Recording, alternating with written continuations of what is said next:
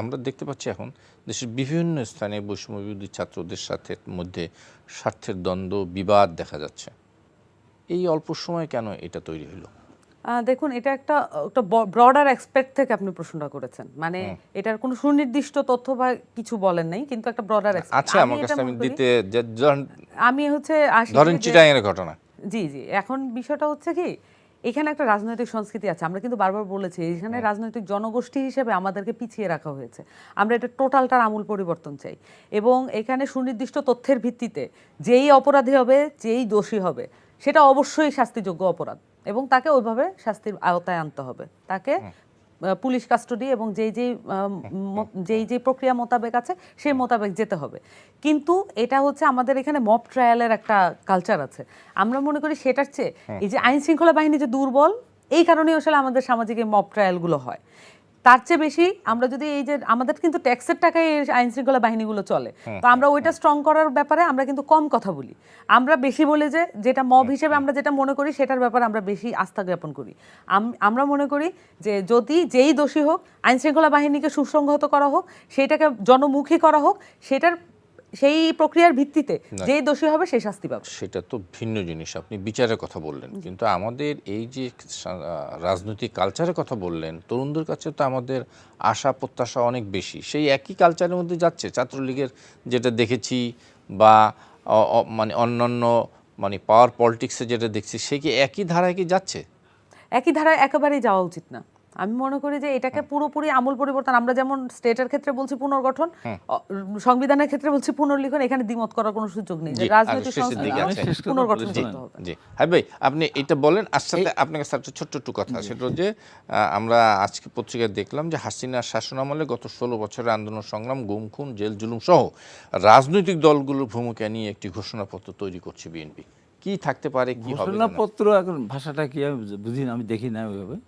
মানে এত বছরের কি কি হয়েছে সেইগুলি নিয়ে একটা প্রকাশ করবে। আচ্ছা, ঘোষণা তো তাকেই বলে যে আমি একটা ঘোষণা দিয়ে তারপর ওই কাজটা করব। যেন আমাদের 10 দফা ছিল, আওয়ামী লীগের 6 দফা ছিল, ছাত্রদের 11 দফা ছিল, এরকম হয়ে যাওয়ার পরে ওটা তার ঘোষণা হয় না। হয়ে যাওয়ার পর কি ঘটনা করেছে তার একটা আপনার আমি শেষ কথা যেটা বলি, আজকে আমাদেরকে বলা হচ্ছে যে আমরা ভোট করি, আমরা ক্ষমতা যেতে চাই। এর এত বয়সে 18 বছর বয়সেই যদি ক্ষমতা যেতে চায়, সব নিয়ন্ত্রণ করতে চায়, তাহলে ভবিষ্যৎ কোথায় আপনি বলেন? 18 বছর বয়সে কি একটা মানুষ এমপি হবে, সংসদ যাবে, দেশ পরিচালনা করবে? এটা কিন্তু আমাদের কথা হলো যদি জনগণ যদি ভোট দেয়, এটা হয় না তো। একটা রাজনৈতিক দল করতে হবে না? একটা রাজনৈতিক দলে টাকা দিবে কে, পয়সা দিবে কে? সেটা ছাত্র কে দিবে? তখনই চাঁদাবাজি করতে যাবে না, সেটা তো তাদের তখনই যাবে। আরে বাবা, ভোটে দাঁড়ায়, যদি মানুষ ভোট দেয়, বাবা ছেলে, বাবা তো ছেলেকে পরিচালনা করবে, ছেলে বাবাকে পরিচালনা করতে গেলে হবে নাকি? তো এখন 18 বছরের ছেলেরা রাজনৈতিক দল গঠন করে ফেলবে। 18 বছরের রাজনৈতিক দল, একে বাচ্চায় ছেলে খেলা, এটা একটা একটা বয়স পর্যন্ত তারা এটা ছাত্র রাজনীতি করুক বা ছাত্র ওইভাবে রাজনীতি না করুক, অন্য চেঞ্জ করুক। 18 বছর বয়সে আমাকে এমপি হতে হবে, আমাকে মন্ত্রী হতে হবে, এটা তো এই বয়সে যদি ক্ষমতার এই পরিমাণই থাকে, বলতে পারে যে আমরা সে জনগণকে সেবা করতে চাই, ক্ষমতায় যেই করতে হবে, এমপি দল করেই যেতে হবে, এত কি সহজ? জি, শেষ করে দিতে হবে একেবারে 10 সেকেন্ডে যদি কোনো এই জায়গা থেকে তাদের বুঝতে হবে। তরুণদেরকে চ্যারিটেবল প্রজেক্ট এবং তরুণদেরকে ব্যবহার করার যে সংস্কৃতি, সেটা আমাদের বাংলাদেশ থেকে উৎখাত হোক। মানুষের ভোটিং এর উপরে, মানুষের যে বহিঃপ্রকাশ, আকাঙ্ক্ষার বহিঃপ্রকাশের উপরে আমাদের আস্থা হোক, এবং আমাদের নতুন সংস্কৃতির প্রতি, নতুন রাজনৈতিক সংস্কৃতির প্রতি আমাদের প্রতিজ্ঞাবদ্ধ হওয়া উচিত। যেমন মনে হয় আমরা এখানে না কোনটাতেই তো আপত্তি নাই। আমাদের সংবিধানের কথা, সংবিধানে কোথাও ছিল ভোট রাতের বেলা হবে, ছিল ভোট জোরকে নিতে হবে, ছিল একদলীয় নির্বাচন করতে হবে, ছিল এগুলি।